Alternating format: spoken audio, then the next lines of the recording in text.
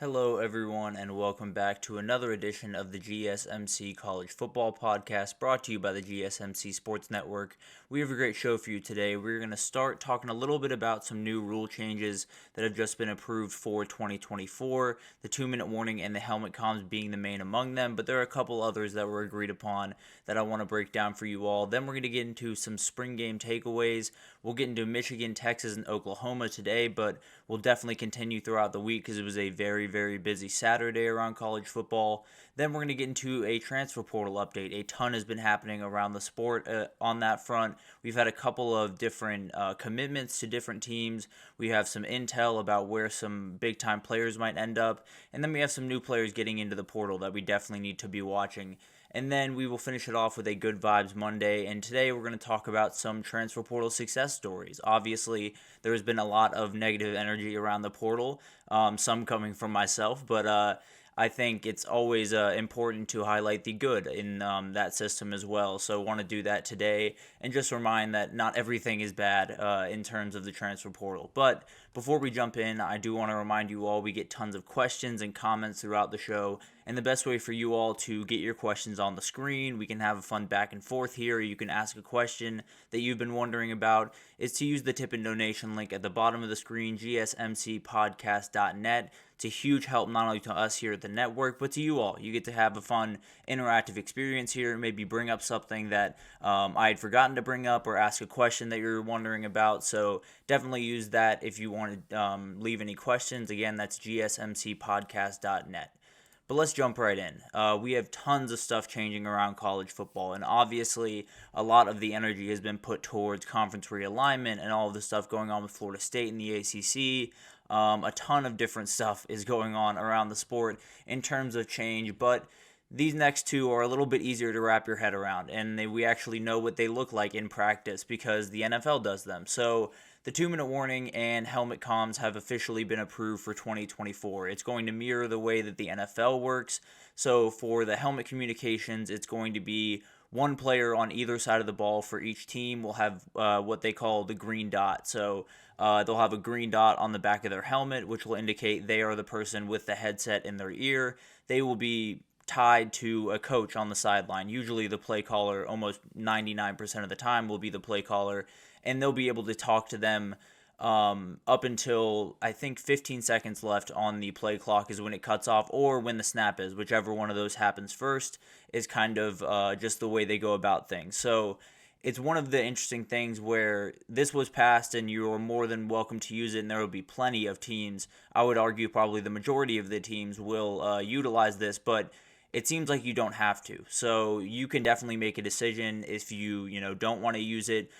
Even if one team in the game has decided not to use it, the other team can. So it'll be interesting to kind of see which teams fall into which categories, if there's any patterns that kind of form in this, because one of the things that we've talked about on this show, talking about this, and one of the things that has become more and more prevalent as I've kind of gotten into this more and more is this is really going to benefit offensive coaches, right? There's this ability to be in your quarterback's ear to show him how the coverage is changing, or that safety is coming down in the box. Make sure that you are watching the seam because that might be open, type of thing. So there's this ability to kind of play sort of like video games. It's something that they trial ran this during the bowl games last year, and it was something that some coaches said. I think Mike Locksley was the main one that had said a number of times in the post-game and subsequent interviews where it felt like he was playing a video game, and mostly because during the bowl game,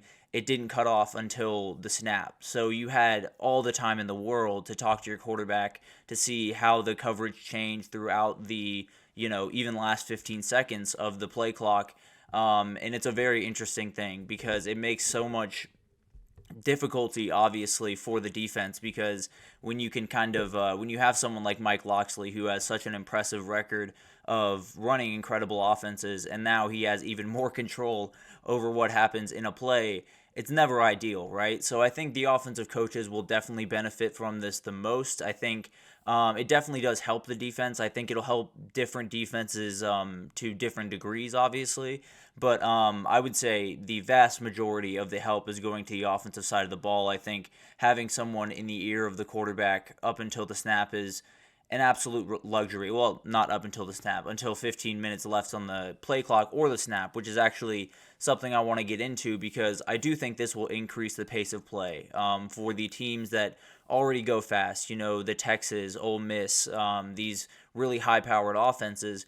You look at it and you say, I think, there's some change of pace within there. If you watch the Texas games, there's a lot of differing of, the way that they're going about business, whether it's in between the plays or with the plays in general, running quick pass plays or making more long drawn out run plays or even long drawn out pass plays. So I think there's this ability now to not only get the play in as quickly as possible, have the quarterback disseminate that information as quickly as possible, and then get aligned.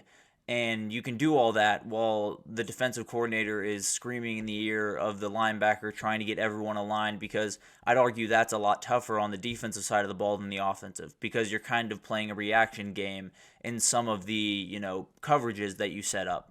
You see a number of times where a defense will have a certain set and then the offense will come out of their huddle, set up the wide receivers, and corners will move all over the place. So I think this does give a benefit to the offense in terms of just being able to look at the game very objectively and have maybe more of a control over it than maybe the defense will under this new rule. But I still do think the defense will benefit from this. And I think one of the things that we've talked about a couple of times as we've kind of gotten into the helmet comms in particular has been this idea that it creates kind of a chess game within the football game, right? We've seen this before, throughout college football, but there's this tendency for really, really good play callers and really, really good coaches to kind of play each other instead of trying to play the players on the field or do anything like that. So it's very much a chess game between those two. I think that only increases with this. I think you have so much ability to control what's going on the field that you're almost going to see, these guys go mano a mano on who can make the right adjustments, who can call the right plays at the right times, who can push the right buttons. And one of the things that might be kind of overlooked in all this, but who has the good relationship with the guy that you're in the ear of? A lot of these situations around college football, now a lot of them are good. I don't necessarily think that there's a ton of play callers and quarterbacks that are at odds by any means, but this is going to definitely add some strain to those relationships. It's definitely going to add a new layer to those relationships, and you'll figure out kind of where everyone stands with their play caller, whether it's, Quinn Ewers and Steve Sarkisian or Carson Beck and Mike Bobo. You'll figure out kind of how close they are, how much in lockstep they are, and it'll be really interesting to watch. Not only, are they able to kind of handle all that, the player, but are they able to handle, the coach being in your ear constantly? Because I'm sure they already get a plenty of coaching and plenty of yelling in their ear from that coach anyway. But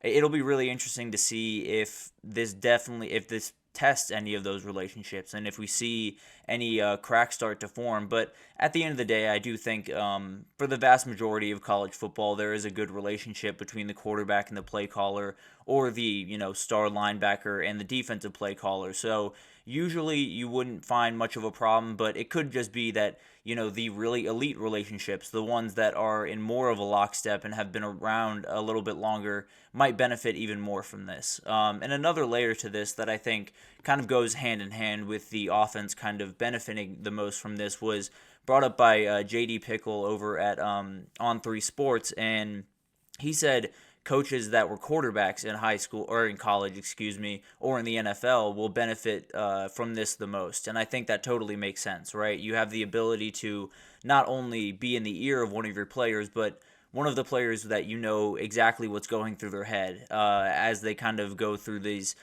defensive checklists that they need to, and you have seen the field from their point of view, right? So there's this ability to kind of get in the mind of your quarterback that might not be there for some other teams. So when you talk about those type of players, you have Steve Sarkisian, obviously played at BYU in his days. Josh Heupel was the quarterback at Oklahoma, was remarkable there.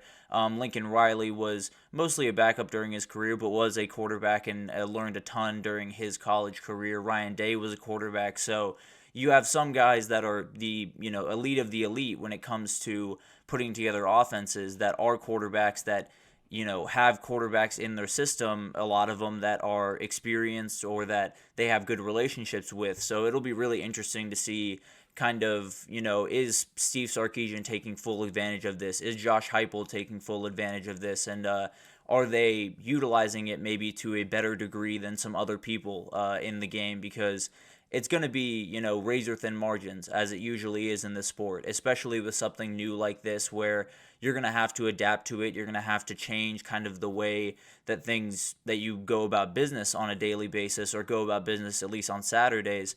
I think there is this really interesting layer that this will add in terms of figuring out not only who has the most talented players, not only, who executed their game plan the best, but who has the best relationships, who has the best culture, who has the best ability to handle, new things and obstacles in their path, because this is going to be something that is new for a lot of these kids. A lot of these kids have not utilized this. Some have done it in high school, depending on where you played. But some of these kids, this is the first time that they're dealing with this. And it is something that will definitely take time to get used to, but also will definitely be something that I think they'll enjoy very thoroughly. So I think it'll be interesting to watch, what quarterbacks this benefits the most. Does it lean towards the young, talented kids that just needs a little bit of help pre-snap?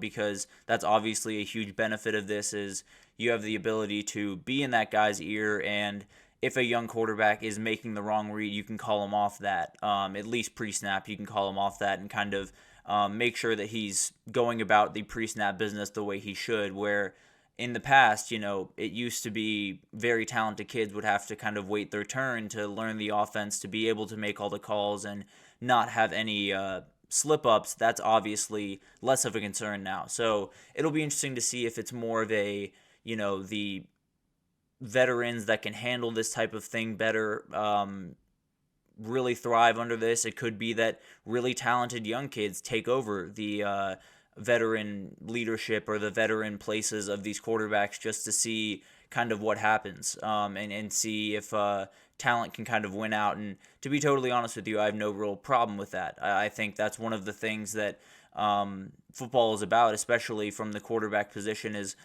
getting these kids as many live reps as possible, as early as possible, and doing them in the right manner, right? And I think this gives you kind of the ability to do that at least on a more consistent basis with young players. But let's talk about the 2-minute warning. This one is one that pretty much cut and dry. There wasn't much to be done about this, and I know people are very, very upset about the possible new commercial break. Apparently, this is supposed to kind of alleviate the annoying commercial breaks, I guess. The classic, you score a touchdown, you go to commercial, you get a kickoff, you go back to commercial. Those are insanely frustrating. They happen pretty much every Saturday. So apparently this is supposed to kind of alleviate those, make it a little bit easier to fit in the TV timeouts that they need to, because sometimes you get backed up and then you get in that situation where you're watching more commercials than you watch football in the last, 15 minutes. So it gets a little bit frustrating, but hopefully this will kind of do away with that. And I think it's a rule that